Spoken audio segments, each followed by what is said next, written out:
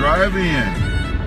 Heading home on this Friday, TGIF Friday. I guess TGIF may think that it's Friday, so I don't think you have to say TGIF Friday, eh? Anyway, we're about to hit on the road there. Cruise on into the home 20. It's the XYL's birthday today. So that's awesome as well. Gonna take her out to dinner tonight. There's a net at 8, so I'm gonna have to be able to go out there and act like I'm not in a rush, get dinner down, and then get home for the 8 o'clock net. What's up there, Bob? About to cruise on into the house. First week is over. Glad you guys out there watching. I was saying tonight's the wife's birthday. I'm gonna bring her out to dinner tonight. But there's a net that I like to get on, the Covey Hill net, every Friday night at 8 o'clock. So I'm rushing home to get there as quick as I can and to take her out to eat and blah, blah, blah, blah, blah, blah, blah, and get back so I can be on the net by 8. Bob, you should try to log into VA3EWV or whatever to see if I can talk to you on the drive in to home. All right? So I'm going to get started. I know those guys are out there on the radio already. I'm going to get this background music turned down. We're going to get on the radio and have some fun. VA3EWV on the air.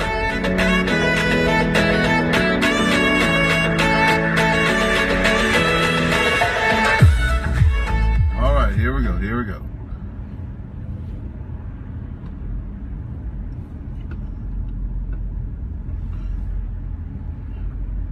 I'm going to try Simplex first. There's this guy I was talking to on Simplex. He usually logs in. I think it's VA3EWV, so I'm going to yell for him first, see if he's out there. Have a little quick QSO. Bob taught me what a QSO was. Come on. And yeah, then we're going to keep on going. So here we go. Victor Echo 3, Oscar Tango Whiskey. Victor Echo 3, Oscar Tango Whiskey. This is VA3EWV. Let's see if we get anything.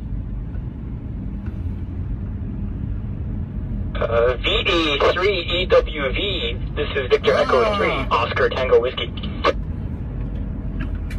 How's it going today? And I remembered your call sign. I've been practicing on it. You doing all right today on this TGIF there? Okay, very good. Well, yes, good to hear you this evening there, Ernest. And yes, all is well.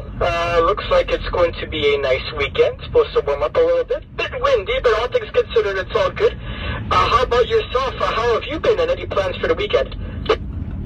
Well, doing pretty good today. It's the wife's birthday today, the XYL. I think that's what they call them in the amateur radio world. There's a net that I love to go on every Friday night called the Covey Hill net. And what I'm going to have to do is try to get home, get her to dinner, act like I'm not in a rush or anything, have a good time, take it easy, you know, spoil her a little bit, and then get home and then head straight to the shack and get on the radio and start talking.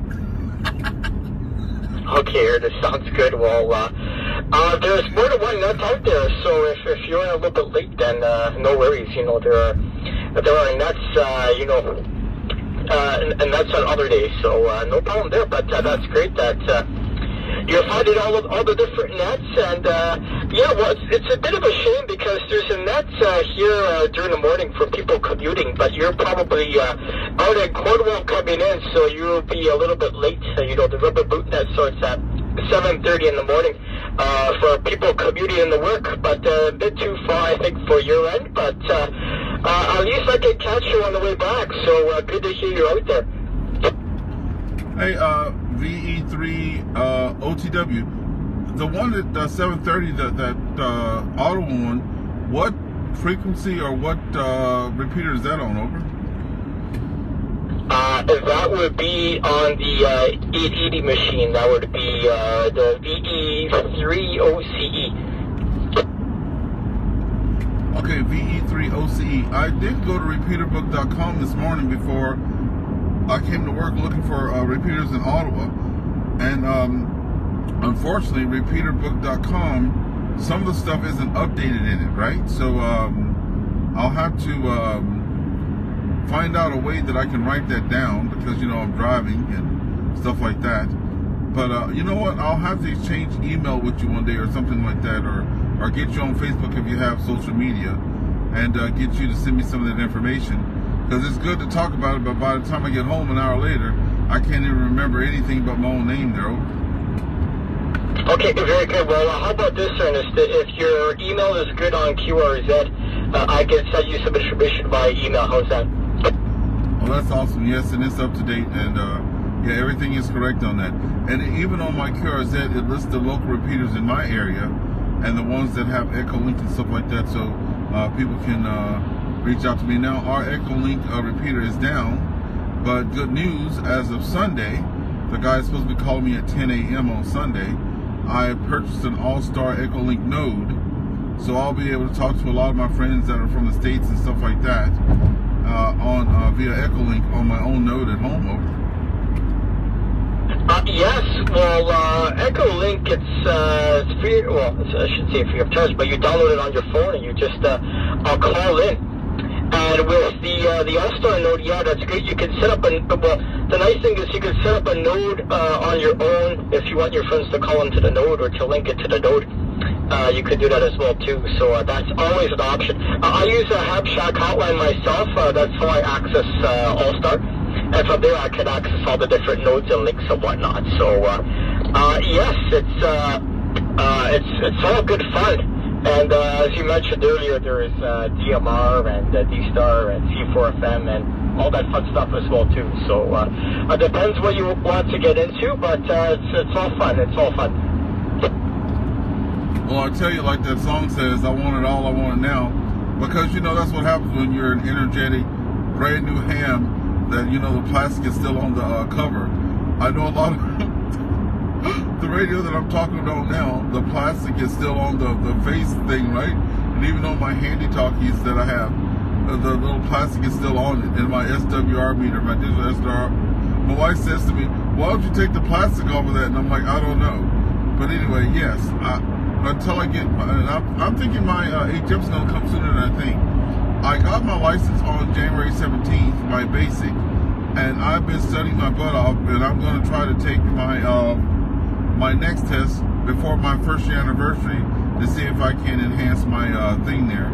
But for now, I'm using all digital mode because I don't have to have HF privileges for that. Back over to you, VA3OTW, VA3EWV. VA3EWV, VA3OTW returning. Well, Ernest, yeah, that's great. Well, good luck on the studying.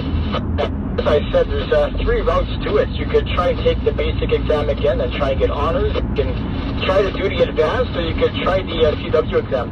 It's only 5 words permitted, so it's not too bad. So you have some options.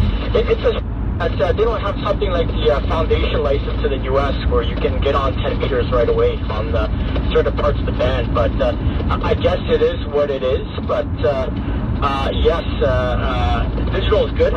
And it's an easy way to connect to other people around the world. So as long as you get out there, and VHF, UHF is good, and Ernest, even if you don't do the HF privileges, you can do a lot of DXing on VHF, UHF. A lot of people do satellite work. They work past satellites, and they're able to work across the country and even do some DX with it. So you certainly have some options, worst case scenario, but if you're studying, well, good luck on that, and hopefully everything goes well. Yeah, QSO on that. I tell you, I have enough to do right now to keep me busy. And the best thing is this, there's a little bit of a bonus that I found talking on these digital modes. A lot of people that have been hams, not everybody, but a majority of the people I've run across have said that I've had my ham, I've been a active ham for 40, 50, 60 years. They're now moving to retirement homes and retirement living. They had to downsize to these places, and they're going into the DMR with the hotspots because they can still talk.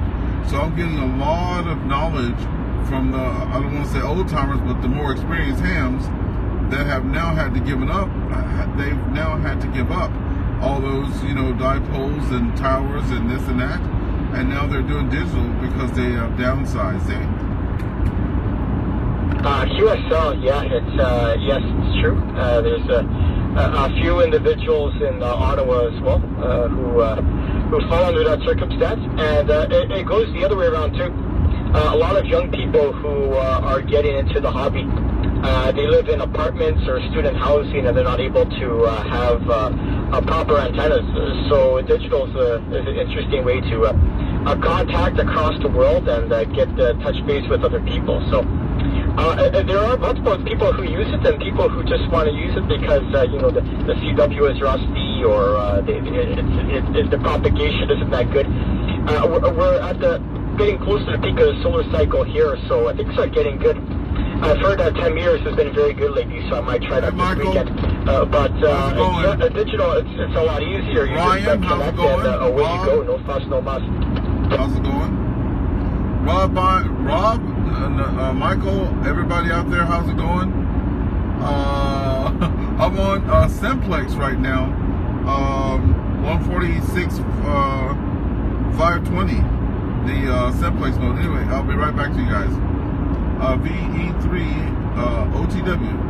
VA3EWV returning.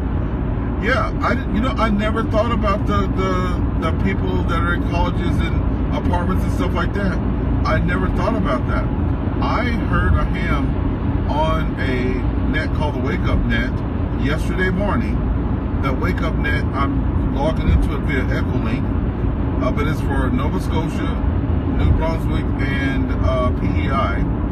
And he said that he got his license like 11 years ago, and he never ever even had a radio, and that day was his first day that he was getting on the air, and it was via Echolink because it didn't cost him anything. He already had the cell phone. He just had to go out, send for his license again, to get it, and go through the process of, the proof that you're an actual ham. And he went through all that stuff, and I forgot about the whole anybody in apartments, but also for people like myself that when I got in, I didn't have the money to go out and buy these rigs and stuff like that, right?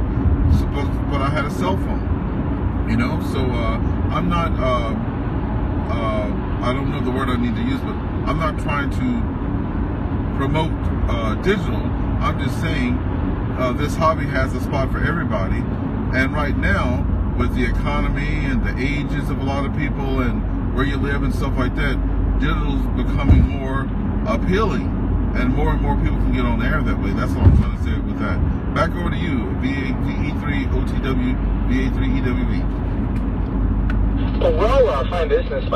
Yes, I agree. There's definitely something for everybody, and digital mode doesn't have to be a specific niche. You can. As I mentioned, it could be an apartment or, as you mentioned, retirement home, and it's all good. It works. A lot of people use digital modes on HF. Essentially you send out little packets, little information packets. FT4, FT8. There's digital modes where you just send a packet with information for a signal report, and that's how you swap signal reports. So. A lot of people do that. I do some of it on QRP, which is 5 watts or less, operating on 5 watts of power or less. So it's interesting the contacts you can make on digital as well too, on the HF front. So yeah, there's something there for everybody, depending who you are and what you're into. But yes, if you don't have the space for an antenna, then yes, those digital modes are a good way to get around it. QSL on that. Hey, I have a question for you, just for my knowledge. In 11 meters, when we would be talking back and forth, and I agree with something, I would say 10.4. So is QSL something that you use for like saying 10.4, or is there another way to say I heard you, or can you just use plain English? I'm just a little confused with that. Over. Yeah. The 10.4 is usually for 11 meters. I've only heard it on 11 meters. Most people say QSL. QSL is the Q code combination. So saying QSL is a way of knowing that you have confirmed a message or asking for a confirmation for the message. That would be QSL. So that would be the way to do it on amateur radio. Also, like, okay, I might understand that, but like if I'm saying, did you get that message? I wouldn't say, did you get that QSL? Like, how? I hate to do that to you, but like, how do you use that in like a sentence? Oh, well, keep in mind, Ernest, the Q codes were developed for CW, for Morse code, so it was meant to send as little messages as possible, and that kind of carried its way over to the phone section of amateur radio. So you would ask, I would give you some information, and I would just ask QSL, did you receive that? Oh. And you would respond if you received it. You would respond to QSL, you have received the message. So you would put it in the form of a question. The Q code would be the question itself. Oh, okay, gotcha. Oh, okay, I understand. So like right now I understood what you're saying, so I could just say QSL. I do get it now. And you made me realize something that I should have known probably, but it didn't register. Yes, Q codes were for CW, right? But they have it on the basic, which is beyond me, why they have it on the basic, but hey, it's on there. But you're absolutely right. Some of those things were for just short transmissions because, with, I don't know of any digital modes that you can do CW on.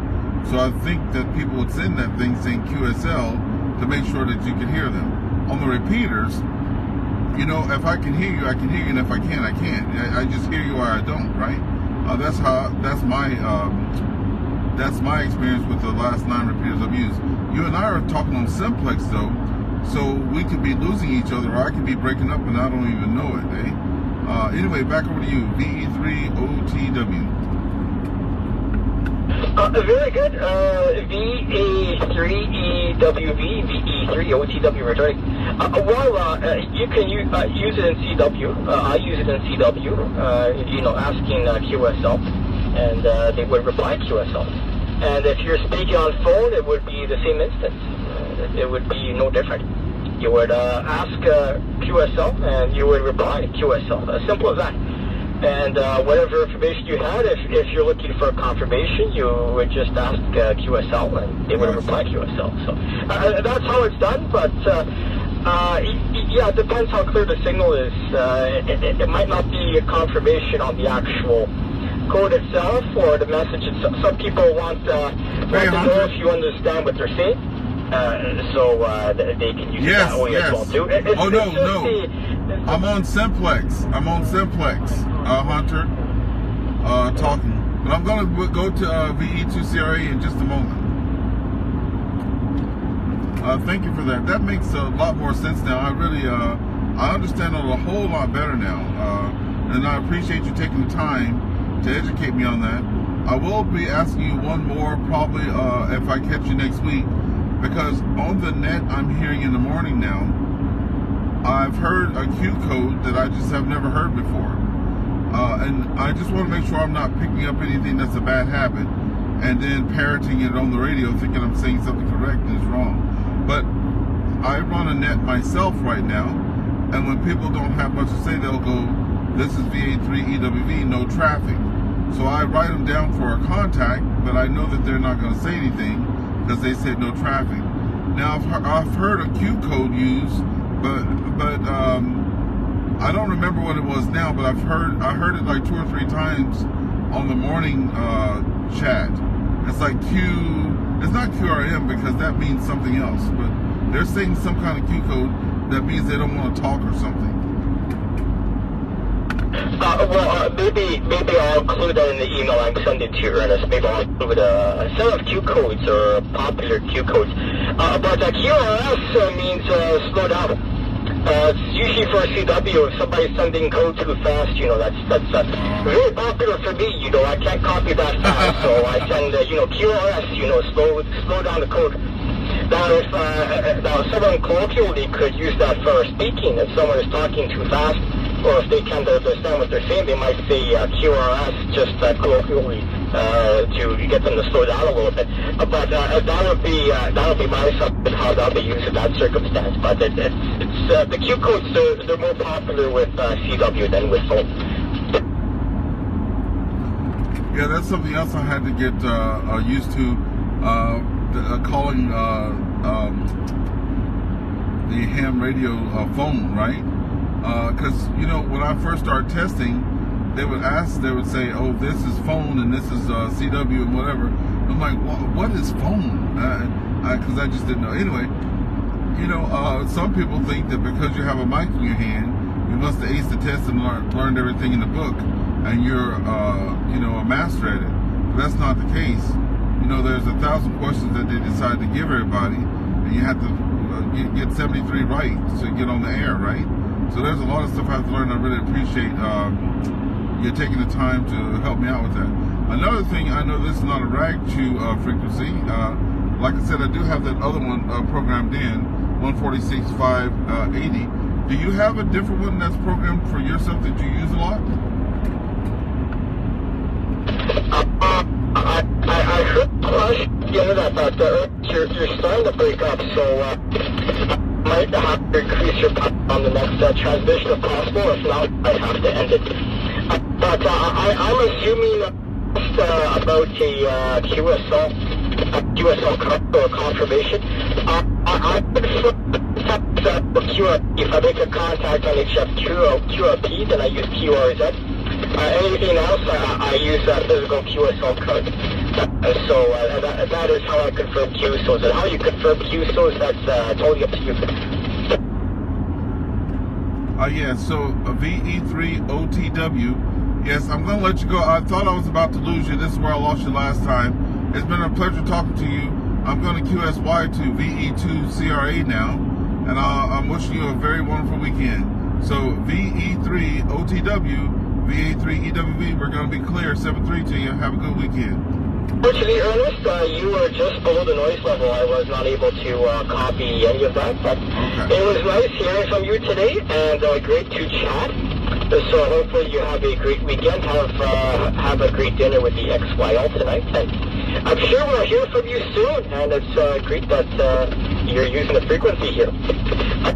VA3EWV. This is Victor Echo 3, Oscar Tango Whiskey 73. Take care of it. Okay, that was that, folks. Take a little pause as my voice is dirty. We're going to get back up in there. I'm going to get a little sip, and I'm going to go to VE2CRA on the drive-in. VA3EWV on the air.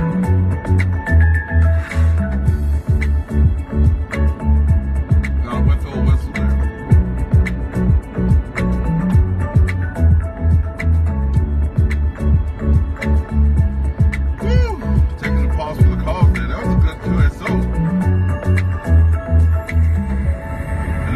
Simplex from Ottawa there, and let me see where I'm at.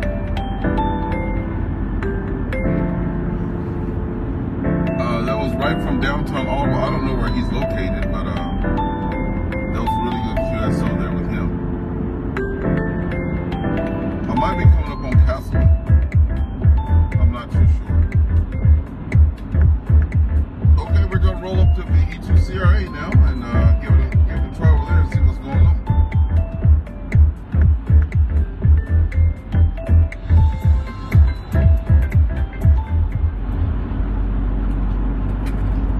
This is Victor Alpha 3 Echo Whiskey Victor, VA3EWV on the drive from Ottawa to Cornwall, standing by listening.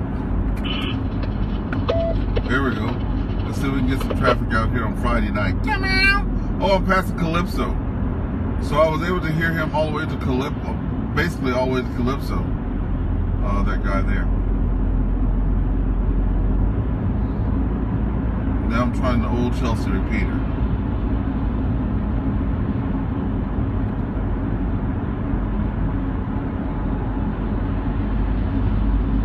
Andre, hey, how's it going? Yeah, I was on Simplex, now I'm on VE2CRA. or VE3CRA, excuse me. Wait. It is VE2CRA.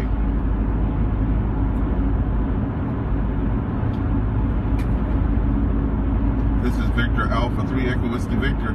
VA3EWV on the commute in the mobile, standing by.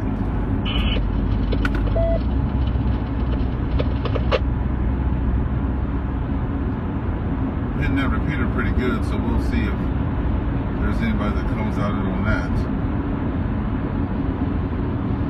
What's up there, Rob? Rob Fry. Rob, I'm telling you guys, y'all need to get VE2CRA tuned in, bro. I seen Hunter on here asking. I know you got that big radio. Rob Fry with the big radio. Get you some background music there, Rob. Oh, goodness.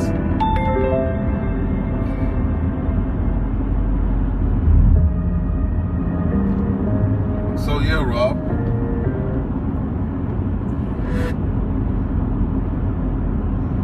Yeah, Rob, you need to try to get on VE2CRA. It's on the Seabay Valley Amateur Radio Club repeater site. Go ahead and get that sucker plugged in there.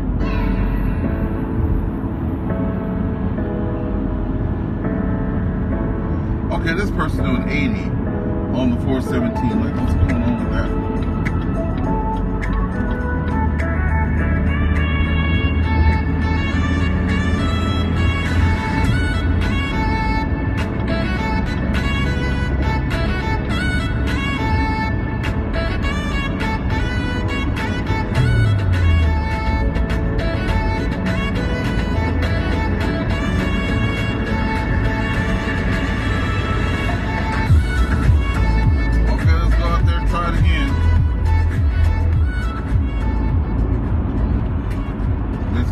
Alpha 3 Echo Whiskey Victor, VA3EWV on the commute from Ottawa to Cornwall.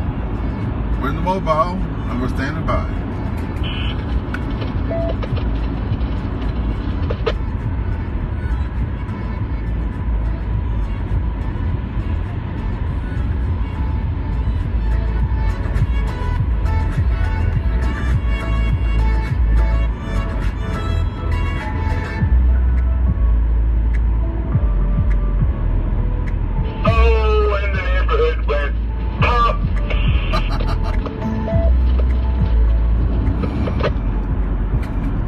Yeah, Roger that. I recognize the voice. What's the call sign there? VA3EWV listening. Who is it? Who is it? Who is it? Ernest, how you doing? Sean, V3XIU here.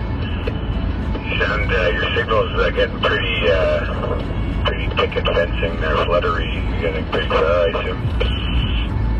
The 2CRA utilizes a CTCSS tone of 100 Hz.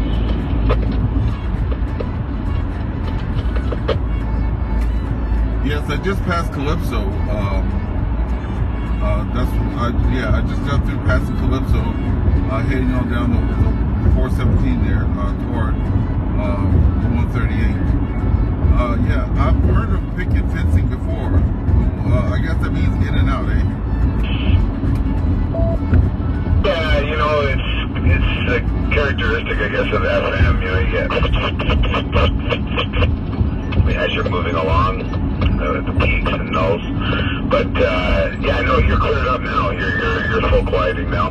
It's probably just as you're, you know, maybe shielded from the repeater, some of that those pine trees there, maybe. But yeah, you're doing good now. Yeah, because I know I've heard you before, almost right into Cornwall there, and no problems. Yeah, sounding good. Yeah, the radio, I was going to tell you there yesterday, as you probably heard, the radio can get a little bit loose, you know, sometimes, which is fine. I mean, as long as it stays within, you know, some sort of normalcy or some sort of boundaries. But yeah, you know, it can get fun.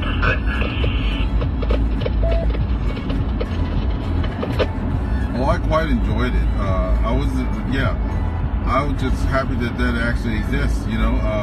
It gets so regimented sometimes, you know. I'm saying because, you know, some people you talk to, every time you transmit, you're saying their call sign, then your call sign. But I guess that's more on, like you said, more of a like a net type situation, right? When folks are just talking, I think I was looking when I was studying the book. I think we are at every 30 minutes in Canada, if I'm not mistaken. You have to make sure you identify yourself, if I'm not mistaken.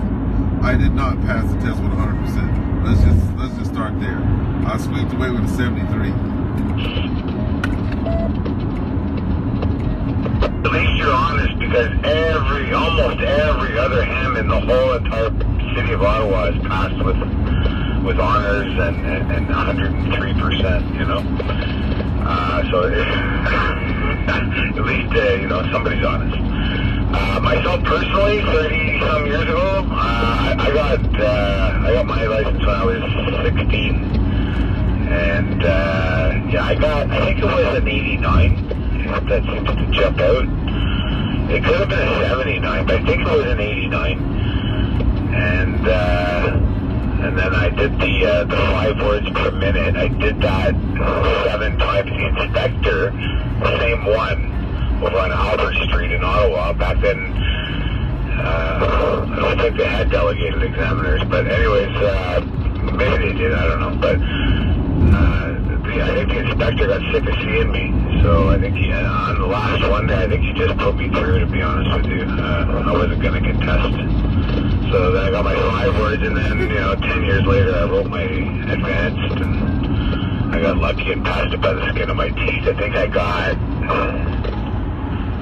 65 or 66 or something. Oh my God, you have me laughing so hard here. Hey, you know what? The reason I was laughing so hard, I took my exam with VA3EWV. That's Earl out of Cornwall. He's a licensed examiner there, and he's the president of our club there in Cornwall.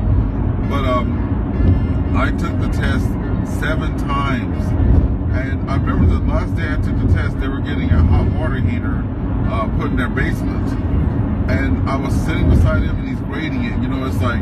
It's like every egg, so I kept counting down. Because, you can get, I'm like, okay, I can only miss this many. So every time we put a mark, every time we did a mark, I was counting backwards in my head. I guess it was a little bit loud too, I was like, 13 more to go, 12 more to go. And then when he finished and I had more numbers left, I couldn't believe it. I just started crying at the table. Then I put my hands over my mouth so I wouldn't, because I was kind of embarrassed. And then, of course, I just lost it right there. The wife came downstairs, wondering what was wrong with me. The guy that was doing the doggone hot water heater, he came up the stairs wondering what was going on. And I just sat there, and I took a good 10 minutes to just gather myself up. Then I was like, can I have a drink of water? And my throat was hurting so bad. But anyway, a couple of months later, I was getting my first radio that I'm talking on now. And of course, the wife was like, you're going to spend all that money on that thing, it's just going to sit down and collect dust. And I know for a fact that I talk more on the radio than anybody in my club at home there.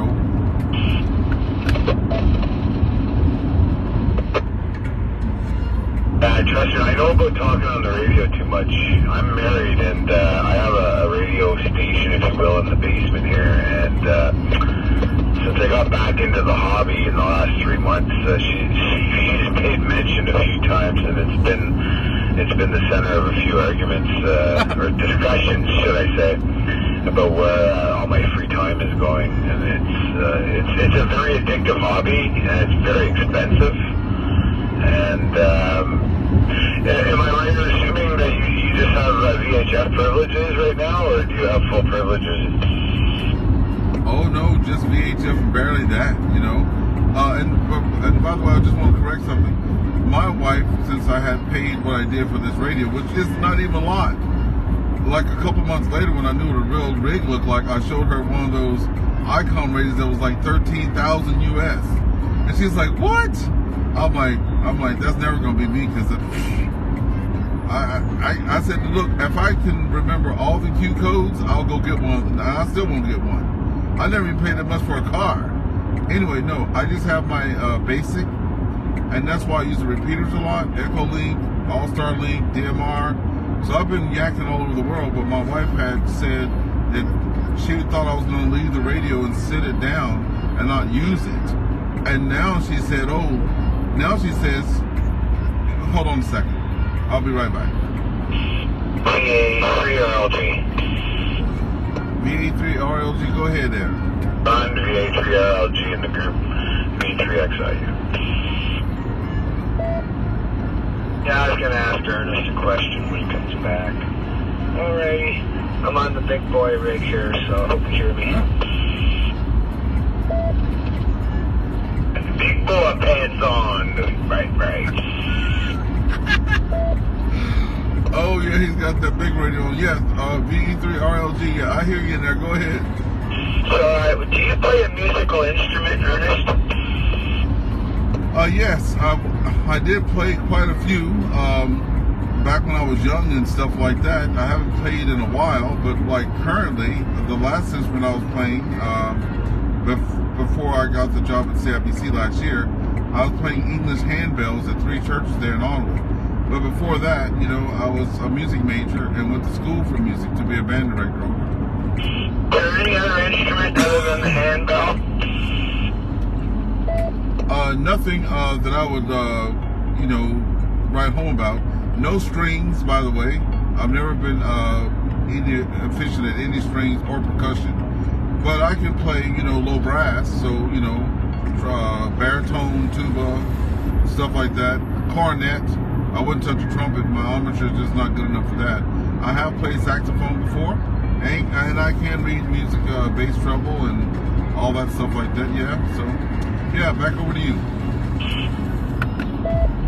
I heard you talking about expensive flagship HF sets and the prices.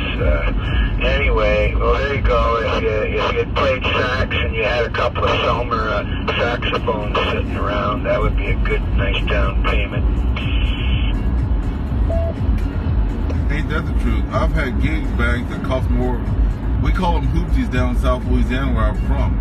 And I remember having a gig bag for my euphonium that was more than the car I was driving to my little gigs with. Over.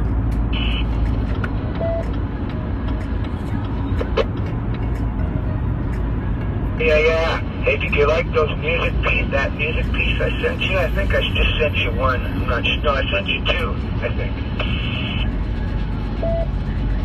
I did get to listen to the first one. I was very impressed, by the way. So you're a strings player, like guitar, stuff like that, over? Is that right?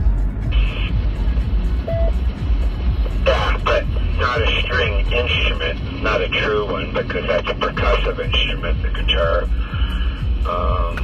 Yeah, I guess I have probably more hours on guitar than accordion. Because it does say on my Facebook that I studied accordion, which I did, but I mean, that's what led me to guitar.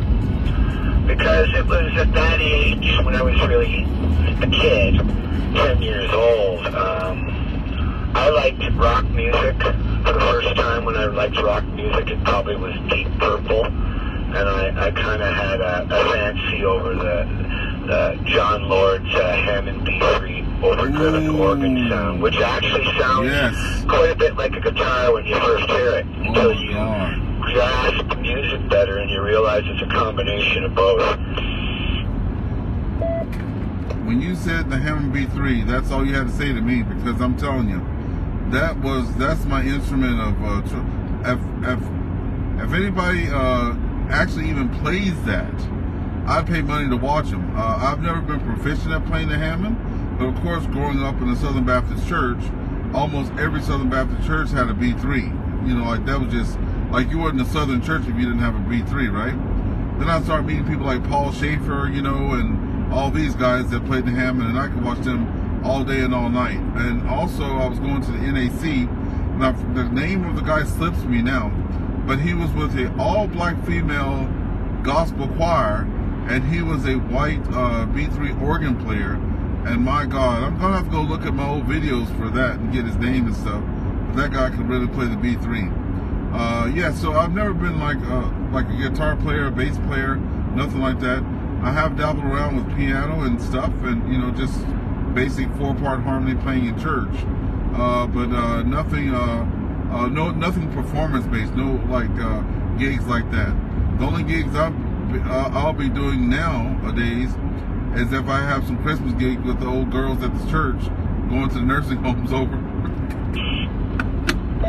There's nothing wrong with that. They like to hear music. I was just going to say, I recently found out the best way to rate your own music, especially if you cover any artist,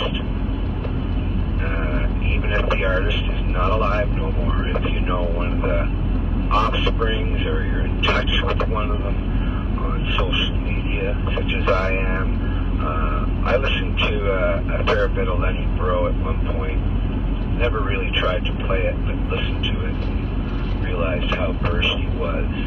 So I'm friends with his daughter on Facebook. I sent her that one music piece, that instrumental that I made, and she really liked it. I told her it was all inspired from her dad's playing. So she sent me hearts there, Ernest. She sent me a bunch of hearts. Yeah, she's sending flowers to you, that's for sure. You know, that reminds me of a friend of mine. I don't know how many years back it's been now. It had to be over 10. I think it was called SoundCloud or something like that, where people started doing covers. And since you're sending me, things, I'm going to send you the best cover band I've ever seen. They're from Germany, and they do a lot of Chicago covers, and I watch them all the time. They're all German players and stuff like that, and those guys, they really can get down. You might be, it's called Leonard and Friends. I don't know if you ever heard of them, Leonard and Friends, but I'll share that stuff with you too. But yeah, send the stuff my way. I've been a music lover for all my life, and I'll enjoy listening to it. And if you're playing it, I wouldn't mind coming over and listening to you playing it either. Over. At QSL, yeah. Lately my thing is all solo stuff, as you're probably aware of. I played in cover bands, but playing solo is, that happens from a lot of practice, by the way. That's how all the solo players become good, is because that's all they do. Like, even Hendrix probably would have became one, because he was too young for us to say any otherwise. He died. So Lenny Breau was definitely a world-class solo player.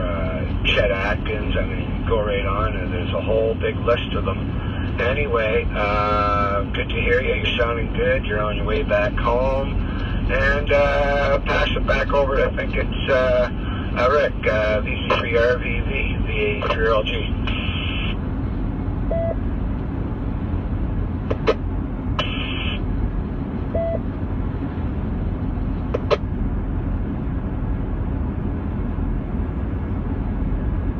Pick it up, Ernest. I don't hear Rick.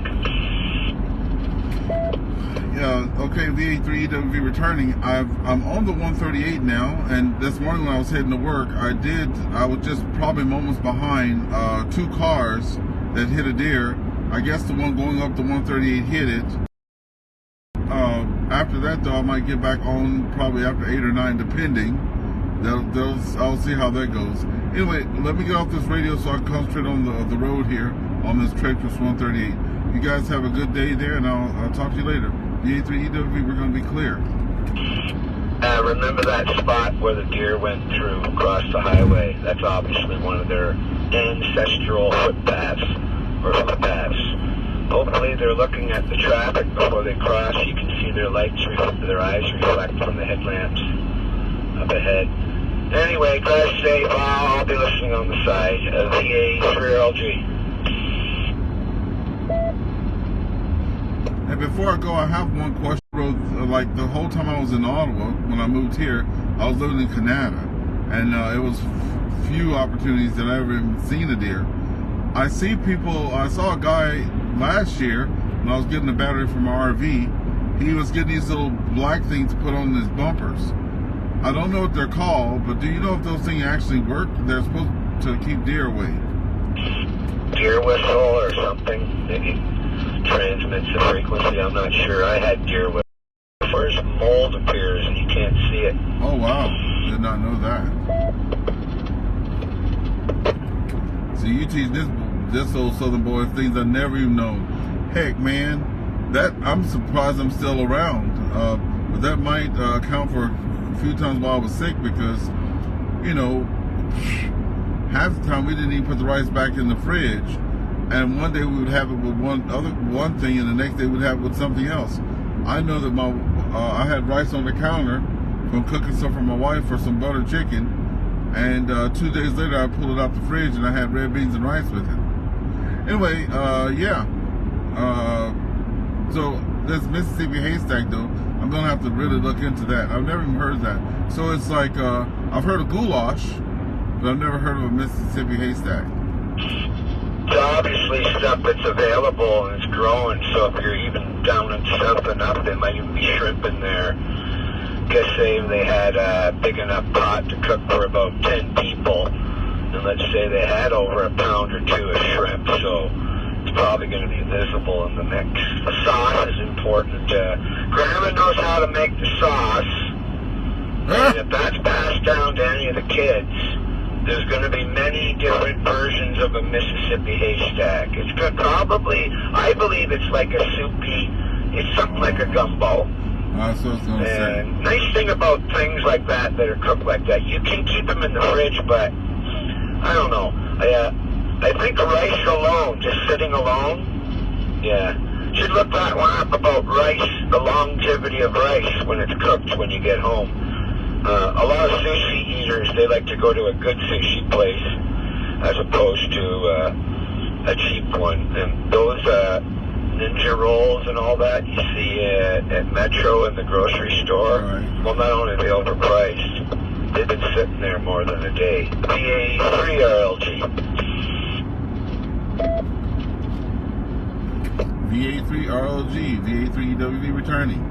Yeah, you know, you're absolutely right about that. I've never been a seafood person, but I do eat a lot of gumbo.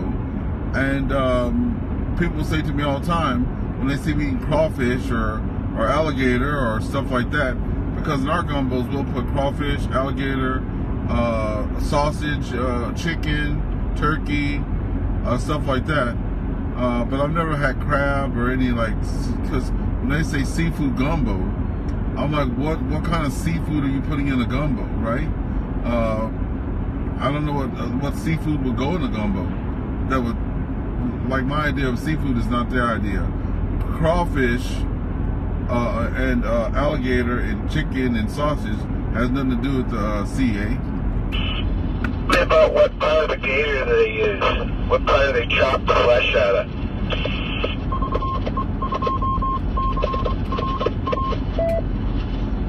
Oh, hey, well, from where I'm from, we eat everything, you know, just like pig. Heck, man, we used to go to the grocery stores and get pigtail, pickled pig feet, pickled pig ears. I've never seen pickled alligator or nothing like that, but we eat alligator balls all day long, which is just almost like meatballs. So I don't remember discarding lots of meat from an alligator.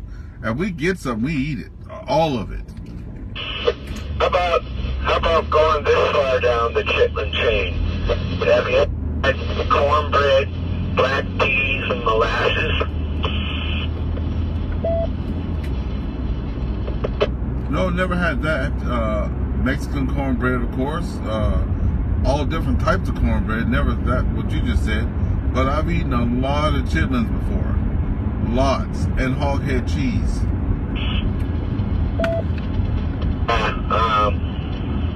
I guess you could probably mix them together. Depends how good you are at making up the cornbread. There's got to be many, many recipes for that.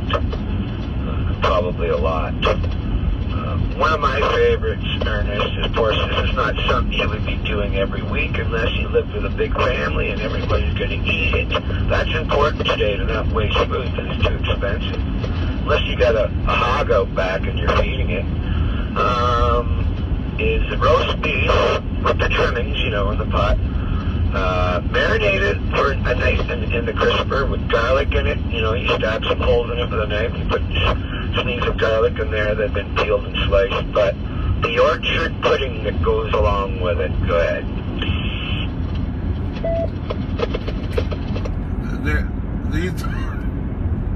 The terms you're coming up with from a bar from the South, I haven't even heard, like orchard pudding. I'm like, what the heck is orchard pudding? I know orchards are like apple orchards, but I never even heard of orchard pudding. What is that?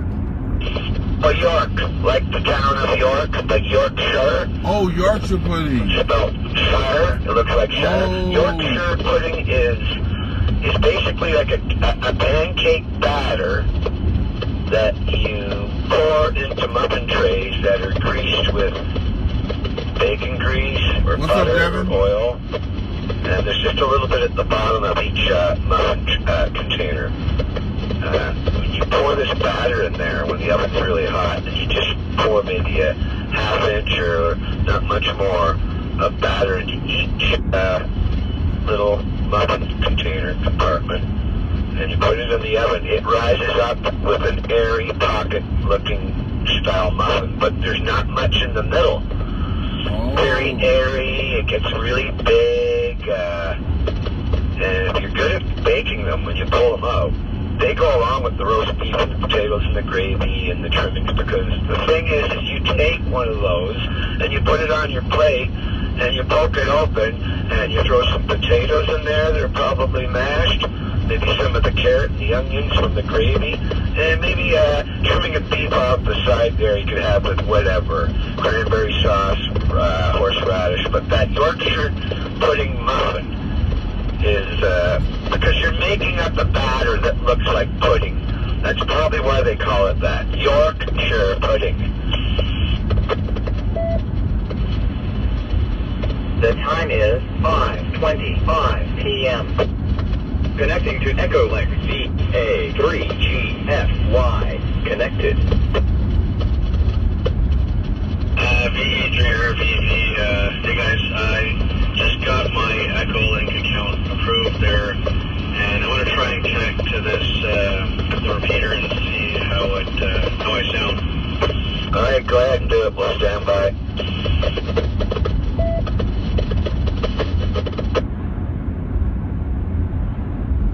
Stand by, go ahead and connect. Okay, thanks.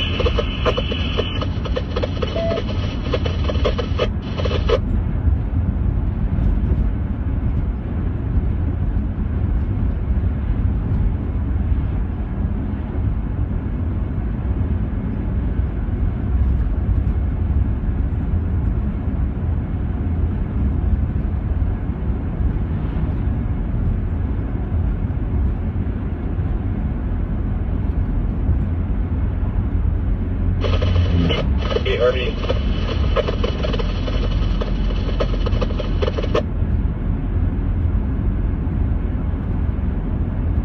Well, hearing you, Rick, but maybe hit transmit and wait.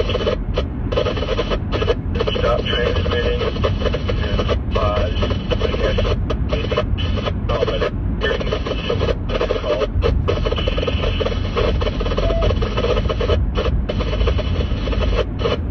Is this better? Maybe I just, like you said, just create a bit of a delay before I...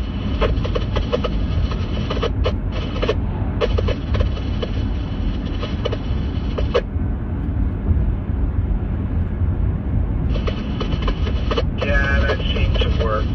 Probably going to be about a 3-second delay. I go in the middle. I didn't deviate. Your voice is right there. It was cut off at the end, though.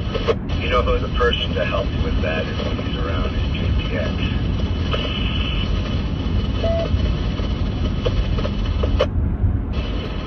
Okay. I don't... you said a second or... I hate to wait too long, because then it's just a lot of dead air. But anyway, I think it's just a matter of not being too quick on the push to talk. In this case, the base bar.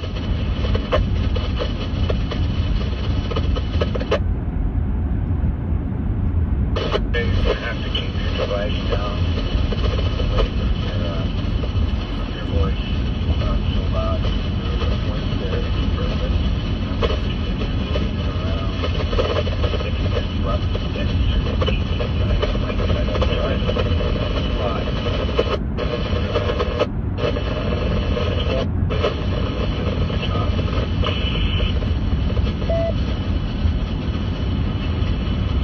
Okay, yeah, it's hard because I'm actually holding the microphone. So maybe what I need to do is find like a stationary stand for it. Anyway, let me know if this is better.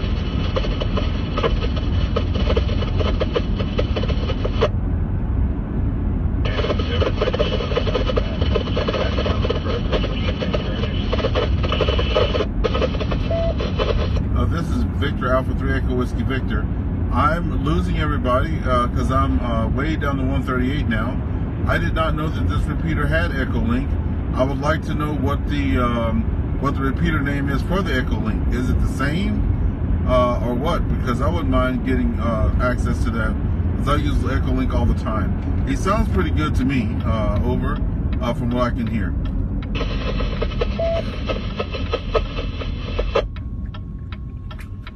You're in shot.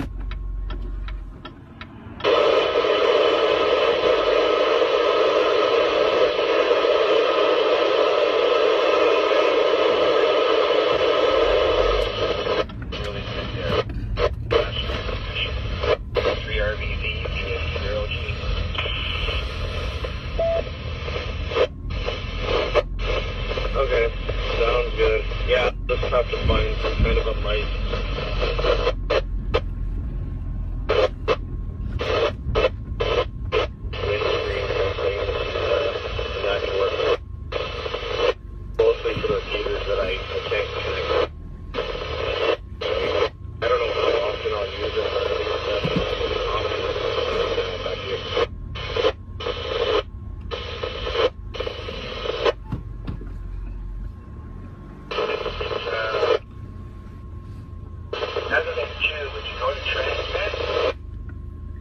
Oh, well, that's it, folks. I've made it home now. That was a good little trip. I like that because it makes it go by really, really fast and all that good stuff like that. Keeps me alert and awake and not drowsy on the way home. And I appreciate you guys for all coming in. There was a lot of people coming in there.